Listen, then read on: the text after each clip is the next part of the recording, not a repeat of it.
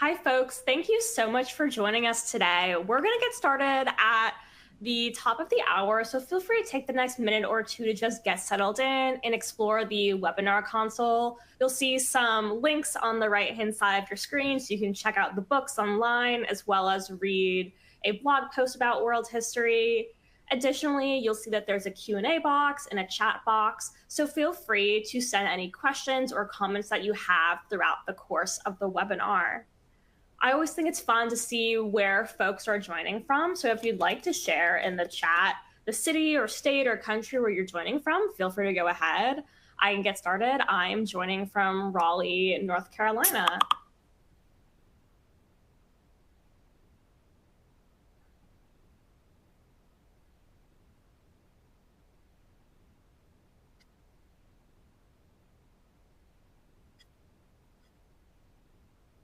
Ryan and Julie, where are you both joining us from today? Oh, I just see Ryan, Columbus, Georgia. Yeah, nice. I had to actually see where the chat was. Yeah, I'm joining today from Columbus, but Columbus, Georgia. Obviously, there are many and most people who hear that I work at Columbus State University very often think I'm in Ohio, but I'm actually in West Georgia.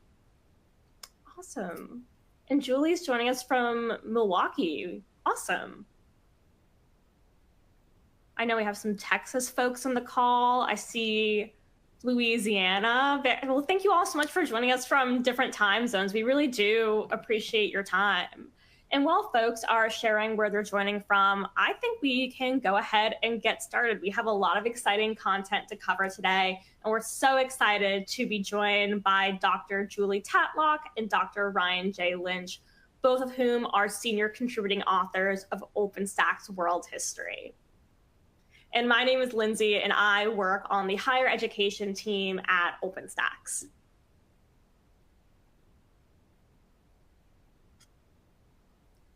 In terms of today's agenda, so we're going to get started by just briefly introducing our authors. Then we'll provide an introduction to OpenStax, do the Q&A with Dr. Lynch and Dr. Tatlock. Following that, I'll talk a bit about how you can access both volumes of world history for free, as well as how you can access the book's free instructor and student resources. Lastly, our incredible authors will take some moments to answer some audience questions. So if you have any questions you would like our authors to answer, pop them in the chat or the Q&A, and we will certainly get to them. So how about we get started by just Ryan and Julie just briefly introducing yourselves to our audience. I'll jump in and go first if that's okay, Julie and Lindsay. So my name is Ryan Lynch. I'm an associate professor of history at Columbus State University in Columbus, Georgia. And I'm a specialist on specifically Middle Eastern and religious history, Islamic history for that matter, and the pre-modern world. And as Julie will talk about, as part of the editorial team and the senior writing team for world history, the two of us really had the primary responsibility for the first volume of our 2-volume book that we're going to be speaking about today, which is mostly, the pre-modern and right up to the early modern world. So it's great to be here, and we thank you all for your potential interest in using our book. Awesome. How about you, Julie?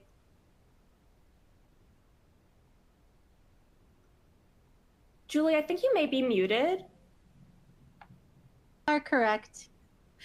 All right, we can hear you now. Sure. I'm Julie Tatlock, and I'm in Milwaukee, Wisconsin. I'm an associate professor at Mount Mary University. My expertise is in British history, although I've taught World Civ for 20 years now, a very long time. And my expertise is also in pedagogy and online learning.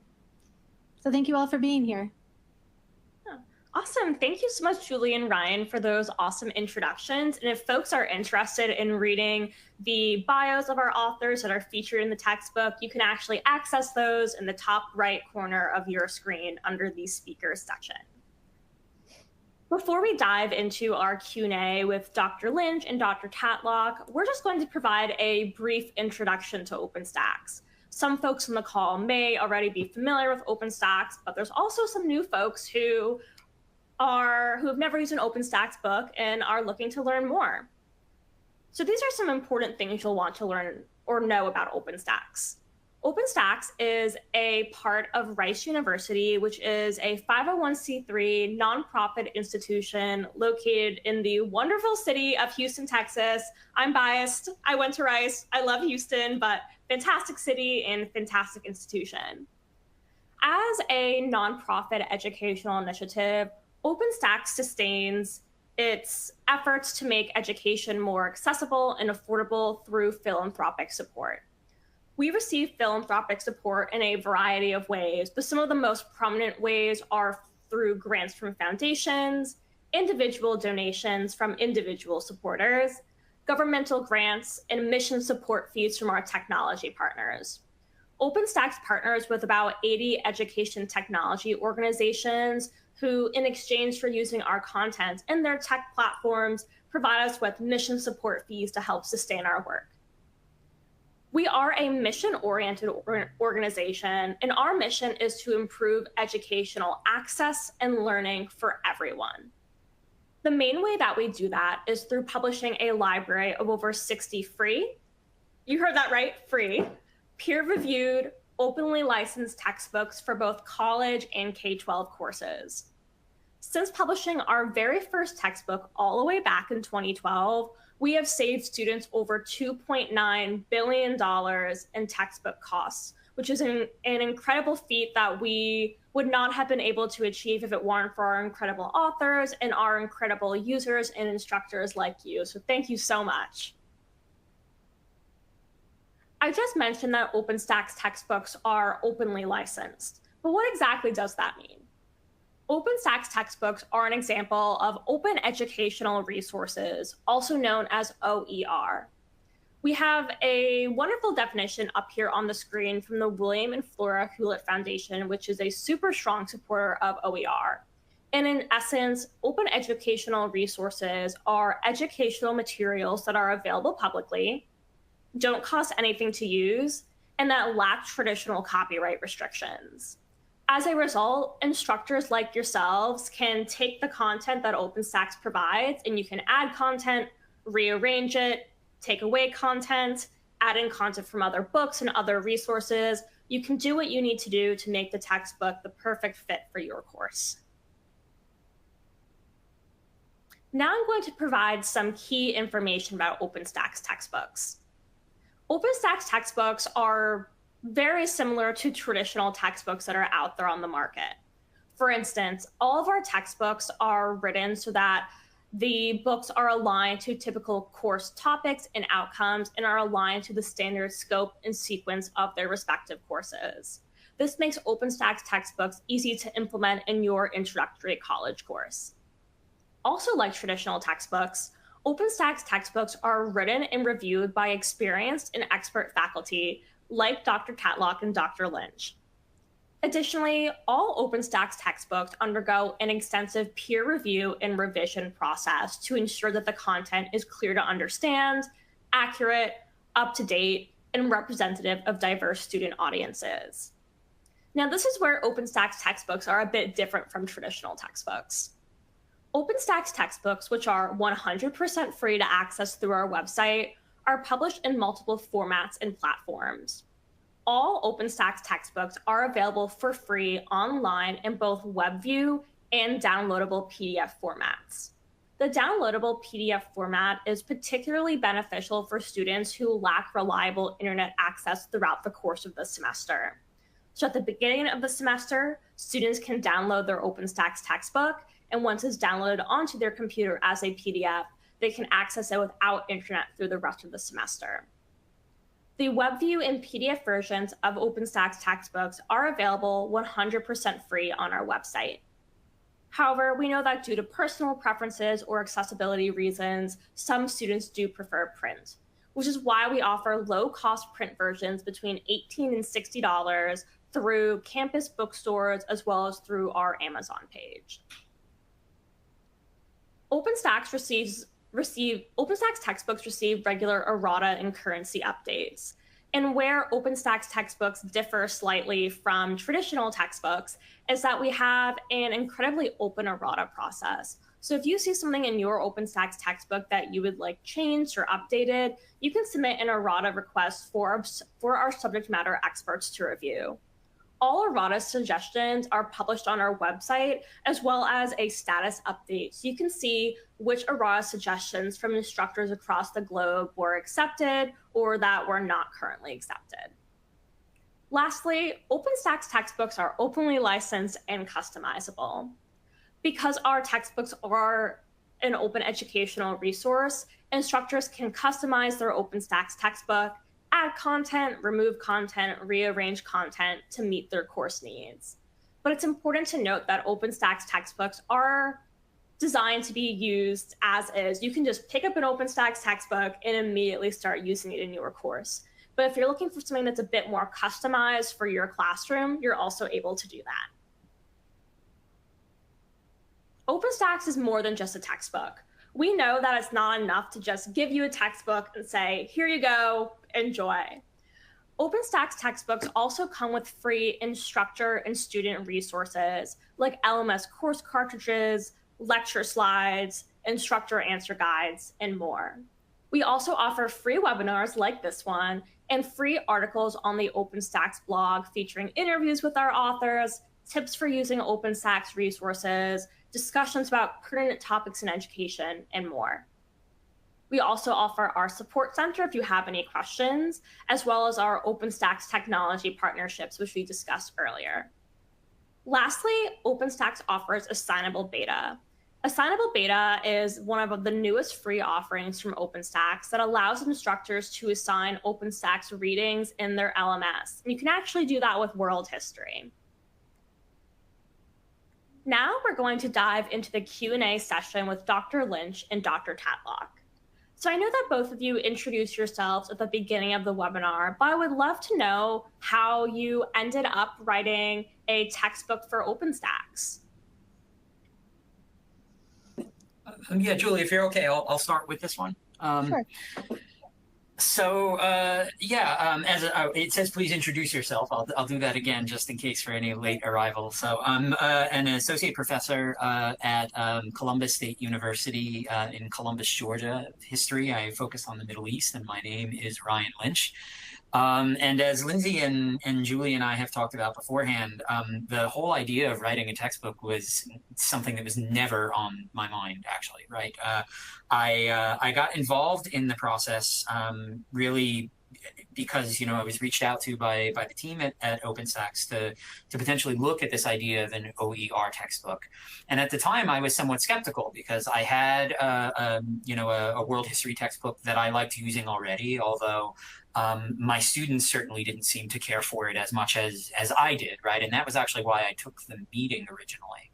And when I was having a conversation with the sort of recruitment team of what it potentially would look like, what this new book would look like, I found OpenStax to be enormously supportive and focused on doing some things that would be a little bit different, and especially that we're really going to be able to provide what were really great materials, not just the sort of content materials, but assessment materials and some fun opportunities that we would have in designing the textbook from the ground up for students like mine here at a public, sort of state regional university, right? And I know that many of our attendees today come from institutions that are just like mine, or from high schools teaching AP courses and these sorts of things. And cost matters, right? We want to make sure, of course, that students are receiving relevant historical training, right? That they can see the value, both the content and the so-called soft skills that come along with that, within the textbook. But at the same time, an enormous number of the students that I have in my world history classes, have family commitments. They're working to pay their way through school, right? They're deciding on classes, sometimes based not just on the schedule, right, but on the cost of the materials and the commitment that will come along with that. And at the same time, most of the people in most of the students in my world history classes aren't intending to be professional historians, right? And so I think that we've created a book that is enormously approachable, incredibly useful, and is tailored for those types of students, right? Who think maybe that they, shock and horror, don't like history, but will hopefully at the end of their time with us, come to appreciate why they've been told as part of the general education core, that they should take some. Awesome. Thank you so much, Ryan. I always love hearing how our authors ended up at OpenStax and their teaching experiences. So thank you for elaborating on that. How about you, Julie? How did you end up writing for OpenStax? So my interest was really twofold in getting involved in a world history textbook specifically. One is how I came to teach World Civ was from a Western Civ background. And my students are majority minority students. And I really wanted to broaden the perspectives that they were getting in their history classes, and really found that even the best World Civ textbooks still had a very Western sort of vantage point. And that particularly underrepresented areas like Africa, the Middle East, and I would say Latin America, that was a real big problem for me, because I wanted my students to feel equally represented in the material that they were reading. My students also come from very disadvantaged backgrounds, and so free materials that are good materials are really important. So I'm very passionate about access, and that's one of the main reasons I came on board. And so I think that our textbook does represent traditionally underrepresented areas really, really well. Thank you so much for sharing that, Julie. And Ryan, I feel your pain with the lights just turning out and having to wave my arms all over to get them to turn on. But Julie, environmentally responsible, but slightly dramatic. Sorry about that. No problem. Julie, I really appreciate how you touched on the diversity and inclusion component of that. I think that you and Ryan and the other senior contributing authors did a fantastic job of centering diversity and inclusion when you wrote the text. And I'm sure that we'll touch on that a bit more later on. But it's great knowing that we have authors who are so passionate about student accessibility and affordability and diversity and inclusion in learning. So thank you both for sharing that.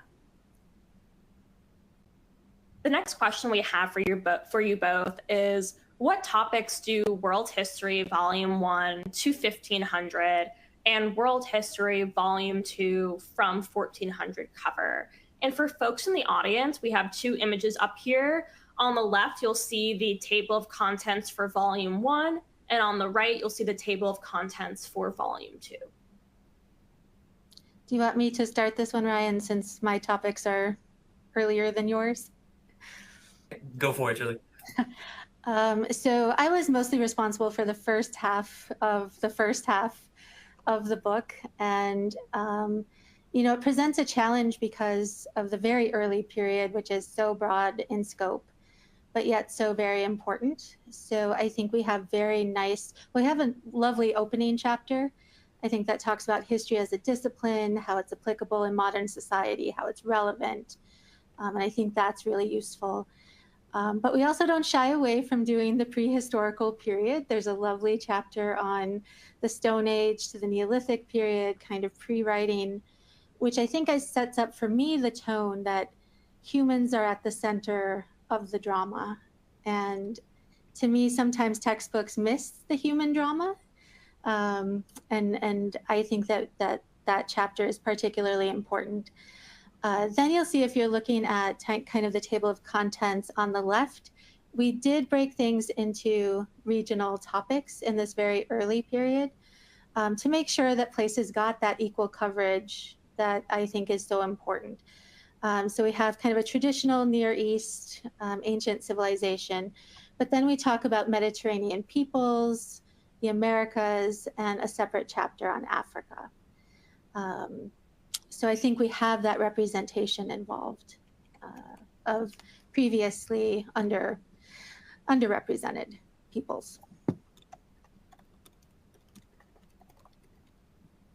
And then Ryan. Yeah, I was going to say, hopefully I'm back now, because I think I had a brief moment where I lost connection. But can you hear me okay, Julie? I can hear you. Okay, good. Yeah, to pick up, Julie has already covered things, in a very valuable way, right? And one of the things we may talk a little bit more about is, as a team, there were four of us who were sort of the lead editors and, sort of designers of the textbook. And part of the reason I liked the team that OpenStax brought together here was that we all kind of specialized in different ways and focused on different aspects of the book and brought important training into its design, right?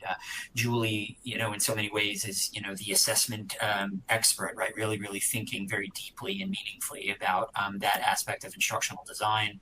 And one of the things that I was doing, aside from having, some of the sort of lead responsibility for the second half of Volume 1, the sort of late antique into, sort of the beginning of the period of colonization in the Age of Sail, was that, a lot of the structure and a lot of the sort of content that you see as you look at this table of contents in front of you right now was, sort of my design. And Julie and I attended the American Historical Association meeting just last month, right? And we talked a little bit with a very thoughtful question that we had from the audience at the time, which was saying that, if you kind of look at the table of contents that's in front of you, it may not seem all of that exciting to you immediately, right? It may kind of look like, okay, it's got thematic focus, geographic focus, it's chronological ultimately in its design. What are you really doing that's different here?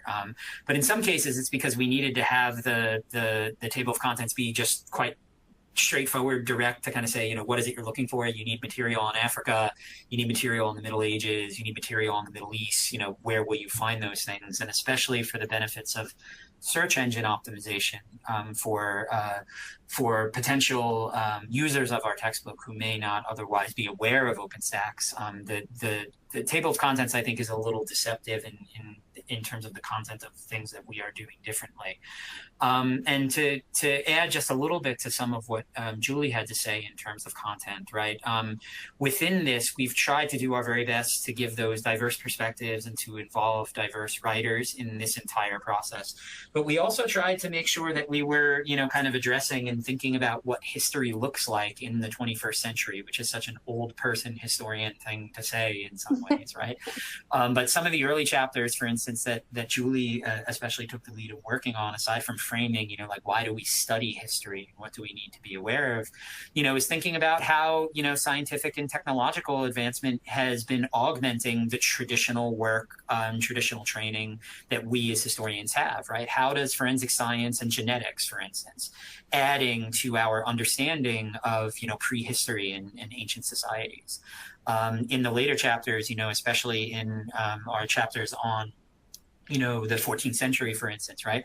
We talk a lot about the questions of, what can we say actually about, natural climate change and the environment's role, and how do we understand anything about, for instance, the spread and origins of the Black Plague, right? And how has our understanding of pandemic disease like that not only been changed by the use of new sort of technologies and new approaches to that material, but also a focus throughout the book on what we can on connections that we can make between the present day and between the past. And, that probably doesn't sound like terribly, new, right? Like you may say, oh, the world history book that I'm using already is doing some of that. But as Julie and I are probably going to talk about today, it isn't that our textbook is just doing some of that, making these kinds of connections between the present day and the past.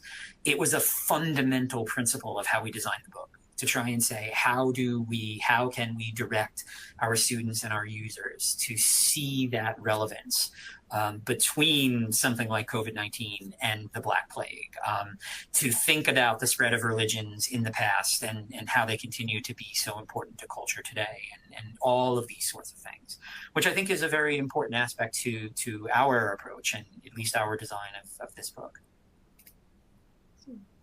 Thank you both so much for sharing. It's fantastic to hear about how you both, as well as all of the other senior contributing authors and contributing authors to the text. And as a side note, if folks are interested in seeing the full list of authors, you can do so through the links that I just sent in the chat. But it was really wonderful hearing about how the authors of world history, including both of you, really place such a great emphasis on ensuring that history is not just being taught from a Eurocentric perspective, and that we're highlighting the diverse experiences that diverse groups of people have had throughout the course of history. So it's great hearing about how you prioritize that in the content of the book, as well as in the book's unique features and engaging supplementary resources. Speaking of which, our next question for you both is, what features make world history unique?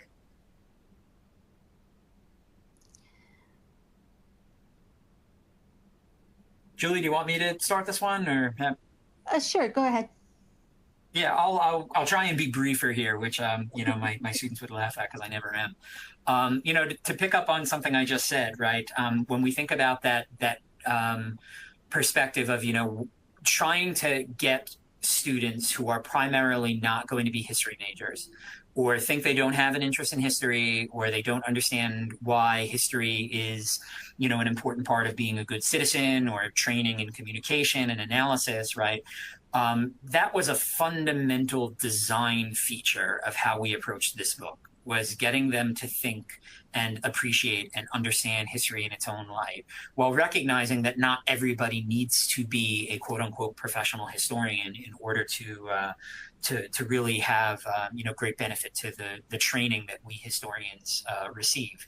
And the other thing that I kind of want to mention too right now is what makes you know, our book in particular unique in some cases, aside from all of the important things that Lindsay mentioned about how it's free.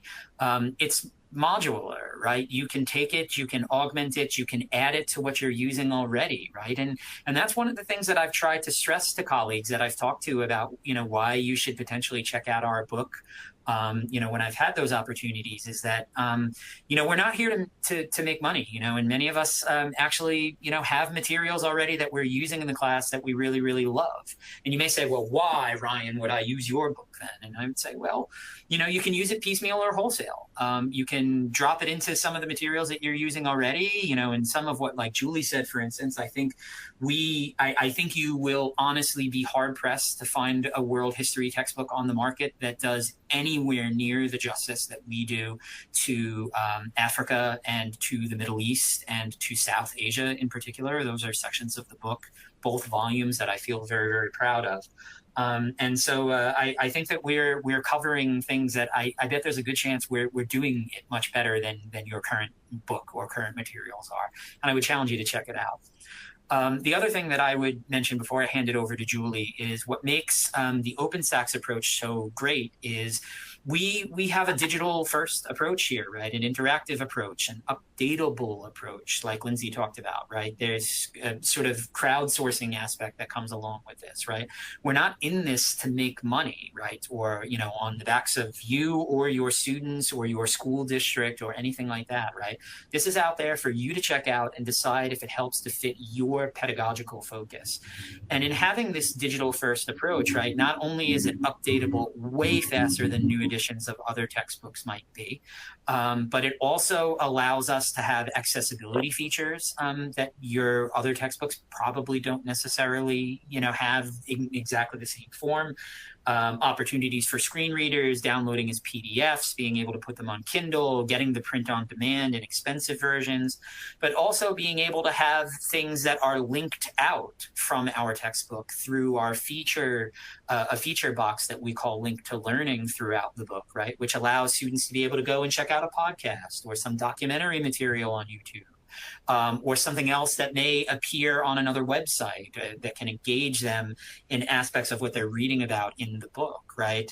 And I think that that's something to be really proud of too, and it could help you, you know, sort of diversify your own pedagogical approach if you're looking for those opportunities. So I think, Ryan, I would add to your second point about the modularity of the text, because I think it's really helpful, as most people who teach global history didn't start teaching global history. We usually have a much more particular focus and have been kind of, you know, gently nudged or forced into a more generalized sort of content. And so there might be just one or two areas where you feel you're not as strong academically as others. And so you're really comfortable in 3, but maybe you're not that comfortable with Latin America. And so you can pull that extra resource for yourself and for your students in particular areas. So I do think that's a really great feature of the book. I also think one of my favorite features is that we're very upfront that there are different perspectives on historical events. And so we have another feature box. Ryan, you mentioned the link to learning. This one's called Dueling Voices, where we take moments in time and allow for that disagreement to come to light and to allow students to see kind of the impact that different perspectives can have on the understanding of a particular event or moment in time. And that's really one of my favorite features of the book. I also think it's incredibly readable. I think every author really came from the perspective that we don't want ourselves to sound great over having students be able to read and understand the language and the vocabulary of the text. And so that was foremost in our editing too, to make sure it was readable and accessible in that way, as well as free. That's really wonderful. Thank you so much for diving into the accessibility part of things. Not only in terms of how you wrote the book and how you approached the book, but also how the OpenStax platform enhances accessibility. So OpenStax textbooks are designed to meet universal web guidelines of accessibility. So we truly do work to ensure that our textbooks are as accessible for students as possible beyond just them being free. So that includes writing textbooks in accessible and informative ways and having features on the OpenStax platform that enhance student accessibility. So for instance, students can adjust the size of the text in their OpenStax textbook to be as large or as small as they need to meet any visual needs.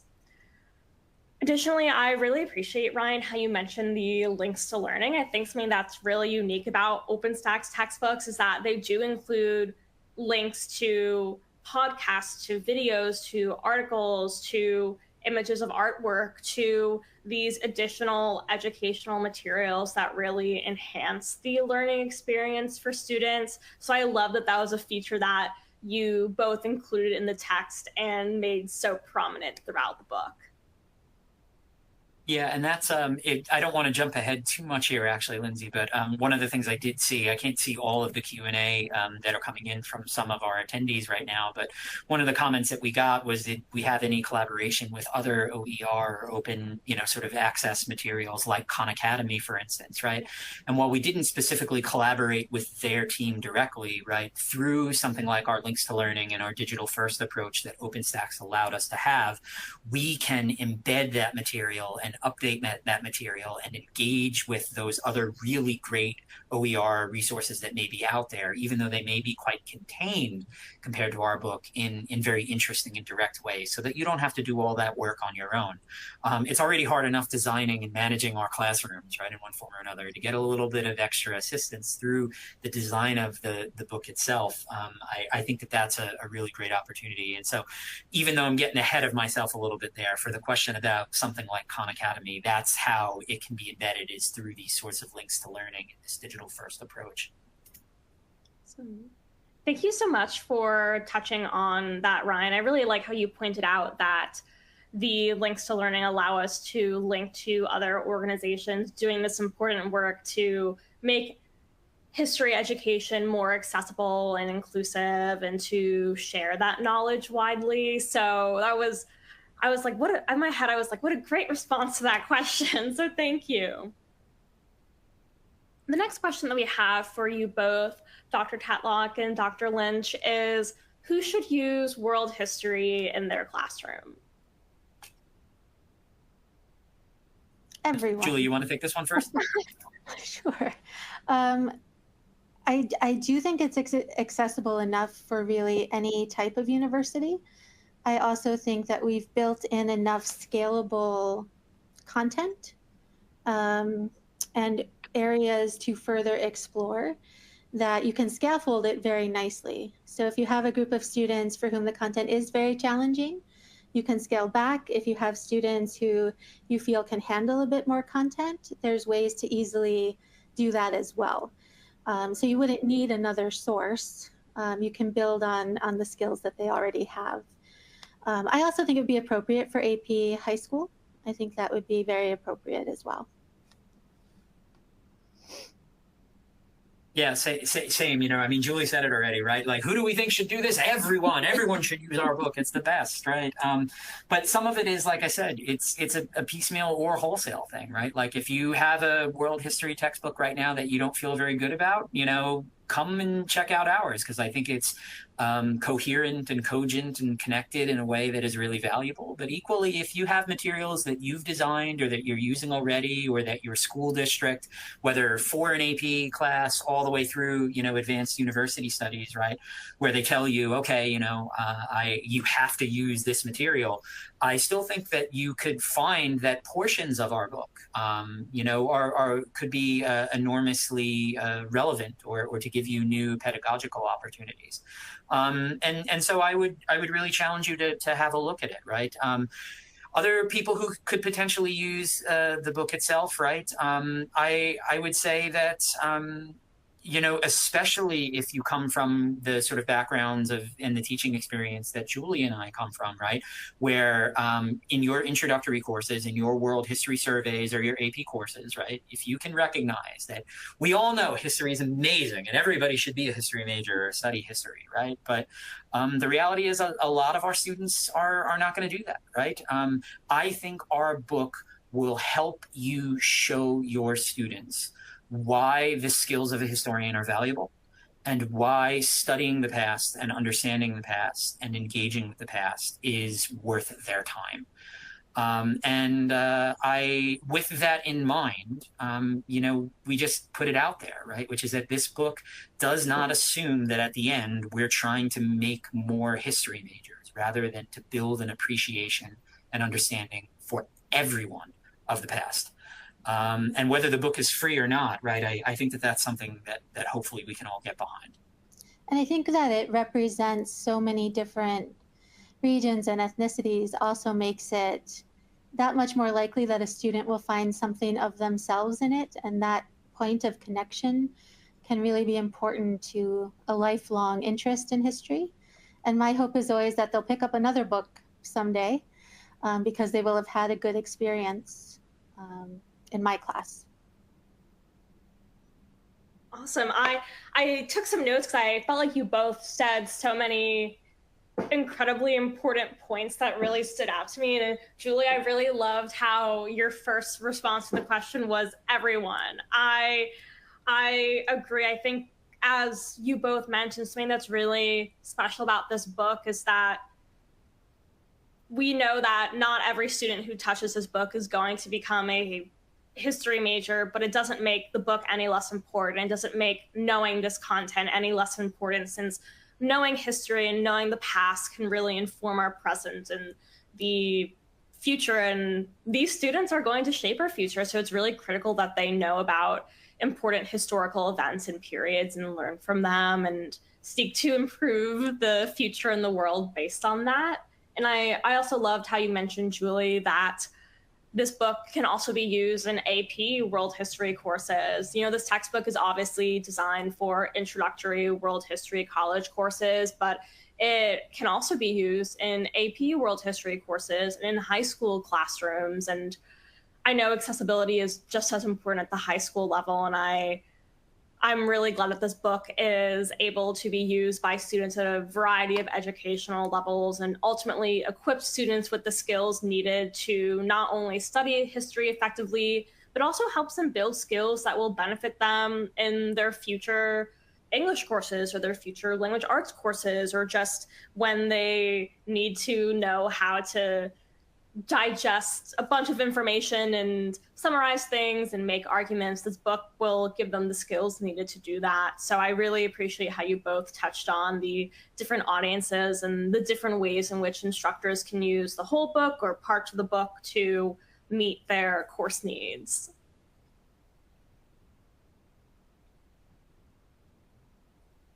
We talked a bit about accessibility, but I would love to hear from you both about why an openly licensed world history textbook is important. So, for folks who may have hopped on late or missed this part at the beginning, OpenStax textbooks are free and openly licensed, which means that they lack traditional copyright restrictions. So they're available publicly, they're free, and instructors can ultimately customize their OpenStax textbooks to meet their course needs. So why is this important? Why is it important for there to be an OER world history textbook out there for instructors and students to use? Well, I'll just say very quickly that I think our educational student body is coming from more diverse backgrounds. There's more first-generation students in college than ever before. And so I think that it's one of the ways to make college more affordable. And I'm sure you wouldn't be surprised that even to having one break in finances could mean a student stays rather than face another financial obstacle or obligation. And so the ripple effects are actually, I think, pretty big. Absolutely. How about you, Ryan? Yeah, I think there are a lot of different ways actually to approach this question, right? I think to add to what Julie was saying, right, and we've recognized this post the quote unquote Great Recession of 2008 and 2009, but especially while enrollment questions have been happening, at institutions of higher education, whether public universities or community colleges, whatever it may be, right? We're living through a moment right now where there's this pushback of like, do I need to go to college? Why do I want to do this? Is it worth the investment? And if we're making it more affordable, we're ensuring that higher education and continued study isn't just going to be something for the privileged few, like Julie was saying, the people who come from financial need, who are, the children of parents who graduated from high school, these sorts of things, or excuse me, who graduated from college, right? But that it is for everyone, right? It's just one, even though it's a small brick in the wall, right? If this is one less barrier that OpenStax is allowing us to bring down for, to really recognize that education can be for everyone. The other thing that comes along with this, right, is that through an openly licensed textbook like this, right, and its modularity and it's being made more accessible, there's also the recognition that you can take this material and you can augment it or add to it or remove it, things from it to fit your needs, which also means that, Julie and I and the rest of the editorial team and the 100 plus professional writers, editors, and peer reviewers that we had involved in this textbook, we don't think that we're the only people that should have the death grip on historical knowledge, which means you can go in and you can add or change things, make suggestions, right? You can do creative things, right? Julie and I were reached out to by a really wonderful colleague at Los Angeles Harbor College, Brian Barrett, just this week, who basically went and recorded an entire audiobook version that is now available on Spotify and YouTube of Volume 1 already, that just makes our textbook even more accessible, right? You don't need that permission from us, right? OpenStax has made it possible so that we can put that knowledge out there for free and let you do or adopt or change or make suggestions to this work in a way that is really important, because we don't have to be the only gatekeepers of this information. And that in itself is really exciting. Absolutely. I love that you both touched on the accessibility portion. Students, I've read countless stories of students who have been forced to choose between paying their rent or buying dinner and buying their textbook. And students have even dropped courses and even dropped out of college because they couldn't afford the price of textbooks. So from like a basic cost accessibility standpoint, the free nature of our books is so important. And as Ryan mentioned, the openly licensed community aspect, the instructor, Brian Henderson, who created the audiobook for World History, he's just a loyal OpenStax instructor who saw an opportunity to make our books even more accessible, and he was able to run with it. And now students can access an audiobook version of their World History textbook on Spotify, on Apple Podcasts, on YouTube. They can access the audiobook version wherever they need, whenever they need, which is just so unique and an opportunity. And experience really unique to OpenStax textbooks and the community that the openly licensed part of our books provides folks. And I'll share the link to the audiobook in the chat if folks want to give it a listen. But Brian did a fabulous job, and we're honored to have instructors who are so committed to our mission. They go above and beyond and create an audiobook for our titles.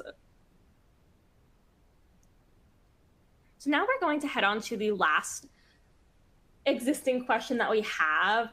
And this question is for obviously our authors. So you're both senior contributing authors. What was your writing process like? What were some core concepts, themes, ideas, or values that you really focused on when you were crafting the text? Should I take this one first, Ryan? I can be pretty brief. Go for it, So 3 things were really important to me. 1 was readability. 2 was relevancy. I think it's really important to make history relevant to modern students. And then I also, as someone who studies pedagogy, I think it's really important to, work backwards from your student learning outcomes. So I always think about those first. What do I want students to really take from this? The 4 or 5 key themes, because it really helps in a book like this where there's so much content you could cover to make those decisions about how you're going to narrow and how you're going to cut certain things and emphasize certain things by focusing on your student learning outcomes. Yeah, and I mean, I think that that's critical in so many ways, right, Julie? I think that, we designed the book after we designed the so-called spine of the book, right, in terms of what these chapters were going to look like and what our thematic focus was going to be on, and that every chapter that we were outlining, we started with those learning objectives, and we're constantly being asked by the editorial team and the peer reviewers, refer back, right, keep this focused. Sorry, there we go.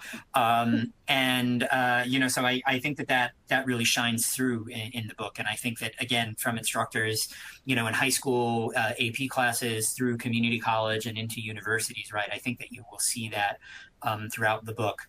The other thing that I would add to, right, that I have great pride in, right, and this was all enabled because of the incredible support from OpenStax and from Rice, right, is that there was a recognition that, like Julie and I didn't write the entire books, even the 4 of our, the 4 sort of lead editors that were involved in this process. We wrote portions of the book, the things that we felt most comfortable with when it came to the content.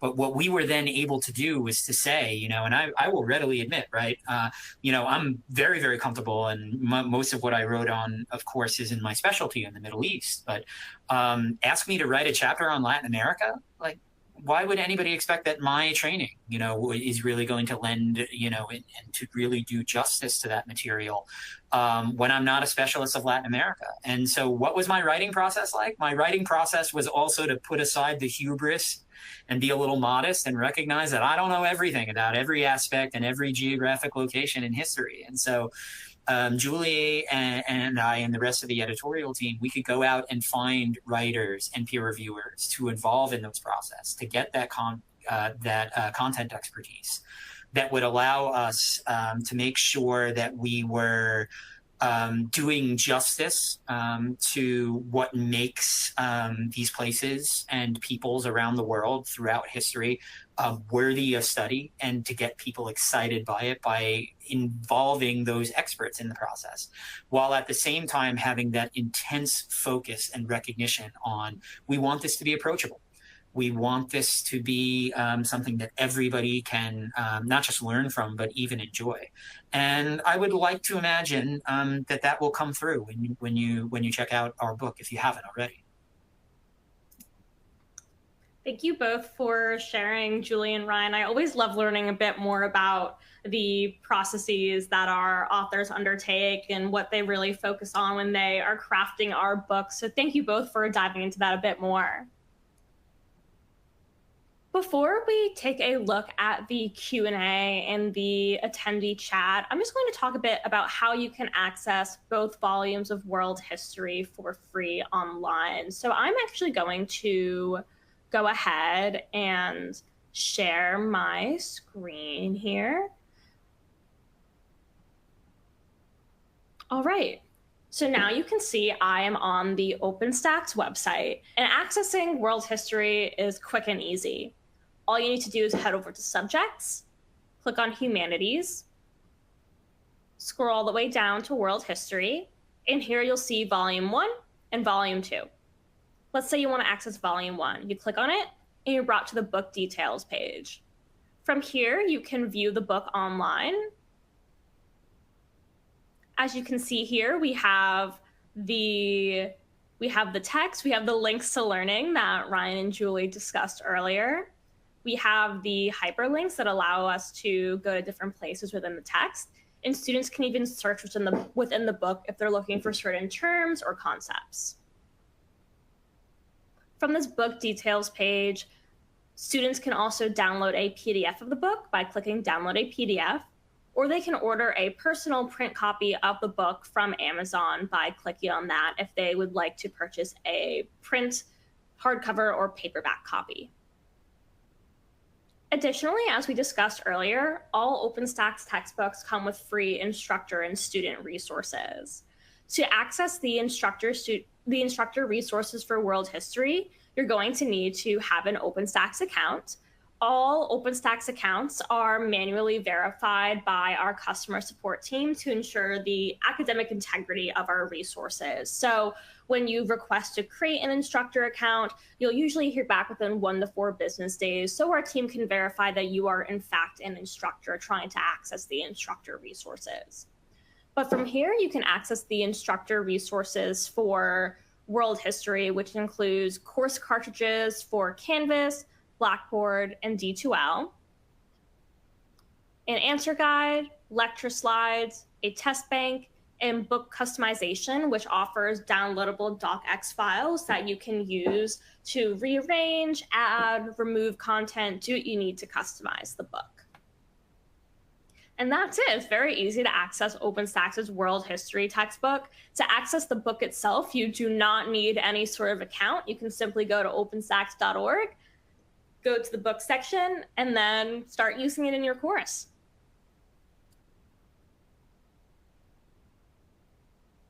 All right.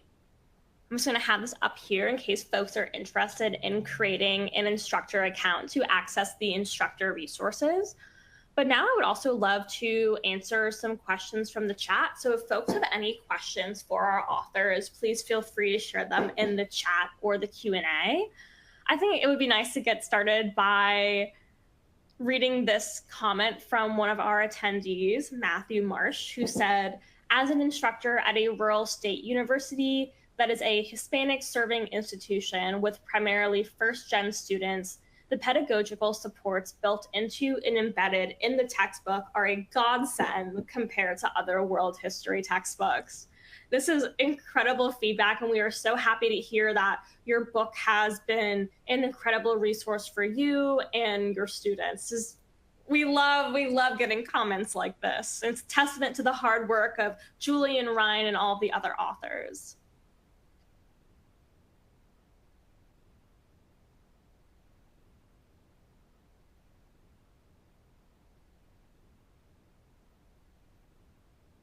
I'm taking a look through the chat.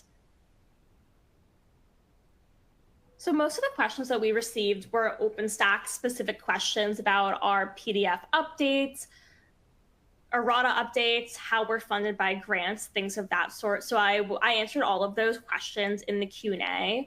But one question that we got that Ryan touched on a bit earlier was about how OpenStax connects students with other resources. And I guess a question that I have for the authors is,